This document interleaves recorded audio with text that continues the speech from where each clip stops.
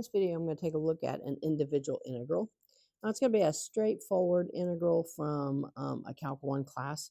So we'll implement some properties and then go ahead and do the integration. All right, I've got two things that I am adding right here.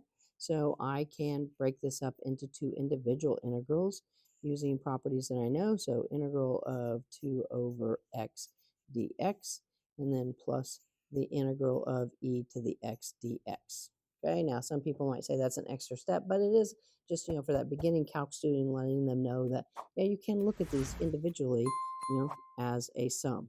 All right, now we've got a constant here on top that we could pull out to make this a little bit easier. So we'll pull out that 2, and then we'll have an integral of a 1 over x dx. All right, now I think I'm going to go ahead and in this step, go ahead and integrate that, because we know that, or hopefully you have memorized that the integral of e to the x is an e to the x. All right, I will have a plus c here and eventually.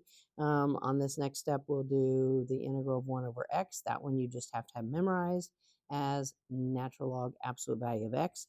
I'll have the 2 out in front. So 2 natural log absolute value of x plus the e to the x right there. And then since this is an indefinite integral, we want to make sure and add that plus c.